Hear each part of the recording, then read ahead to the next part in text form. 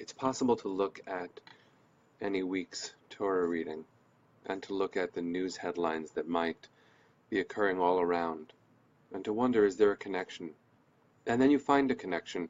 You find yourself grounded perhaps in the text and in the world, and then something else happens.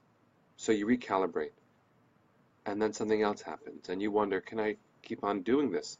Can I keep on recalibrating? Can I keep on adjusting to the moment that I'm in? So today, just today, there's a shooting in Alexandria, and then there's a shooting just now, happening in real time in San Francisco. And I remember saying so recently about last week's Torah portion, Ba'alotcha, what an incredible moment it is to be guided in the construction of the golden menorah, a 7-branch candelabrum. It's a beautiful image. This miksha, this one piece of gold hammered into its 7 branches. And it's hammered into what the Torah calls prachim. It's hammered into the flowers of each branch. And so I remember saying in my teaching of the week's portion, we can raise each other up. We raise up these flowers so that when we emit our fire in the world, we do so in a way that is graceful, that is stunning, that is scented. It's beautiful. It's light that doesn't burn. And then we enter into each moment in turn of a week that follows such a beautiful message. And today with the shootings, it's hard to hold on to the glory of that light. It burns. And so I think of what is in this week's Torah portion coming up, Shlach Lecha. It's a very, very intense section where spies are sent by the Israelites into the land of Canaan that they will spy, that they are supposed to conquer and inherit. But the phrasing of the instruction, Shlach Lecha Anashim, sounds a lot like God's call to Abraham back in Genesis, Lech Lecha. Lech Lecha, the first call to Abram is to go journey, but it's a doubling of language. Go you. Go for your own sake. Not I, God, tell you to do this, and it's for no one's sake, or for my sake alone. Go because it's good for you. Go, it's yours. This coming week's Torah portion, Shlach Lecha, is send for yourselves people to go scout the territory. Do we presume that the God who sent us on this journey so many years ago doesn't know what is in that land? Do we believe that we need to spy the land so that God will know? No, it's not even that we need the spies to tell us what's there. God has already told us what's there. So why do we send the spies? Shlach lecha, we send them for ourselves.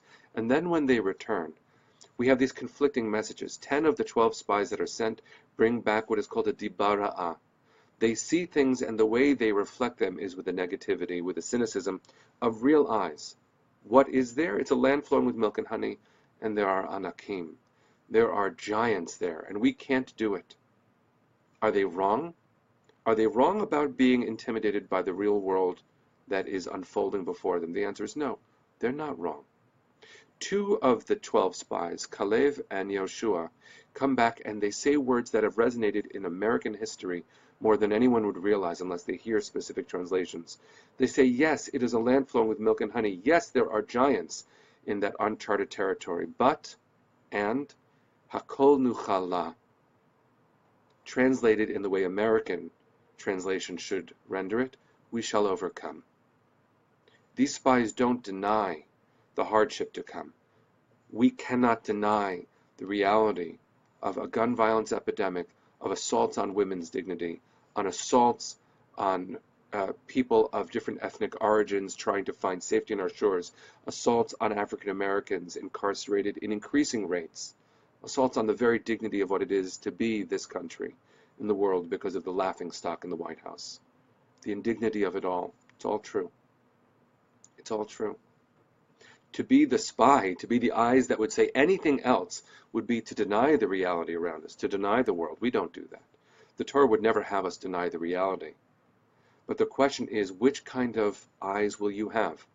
Will you be the 10 spies who see the real harsh world in front of you and say, we can't do it, and spread the negativity and cynicism that betrays our very souls, that takes our confidence away because the reality is, as Wordsworth once said, too much with us. The world is too much with us.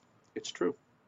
Or will you be a spy who sees accurately the world in front of you, a Joshua, a Kalev, and you say, it's going to be hard, and Hakol Nuchala, we shall overcome. We have never given up as people. We do not give up as a people. And if we can take solace and comfort in one teaching, it is from the prophetic reading, the Haftarah from last week. It comes from the prophet Zechariah, and it returns to the image of that menorah, the seven-branched, flowering vision of light. At the very end of the Haftarah, it's from chapter 4 of Zechariah, there's an image that the prophet sees of a menorah. And the prophet says to an angel who appears, tell me what it means. And the angel says, don't you know what this means? Look at it. Don't you know what it means? And here's the answer from the angel. Lo v'chayil v'lo v'choach, not by might and not by power. Ki'im v'ruchi, only through my spirit. And the final answer is, when this vision will be fulfilled, chen chen la, grace. Grace. God, we're asking for grace.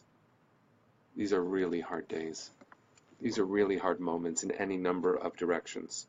We sometimes don't know where to turn to bring more grace and gentleness and love and kindness into the world. That is so true.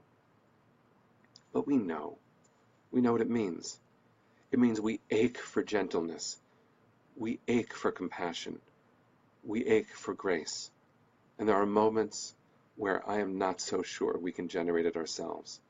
In those moments, may we open our eyes to each other. May we extend gentle hands to each other.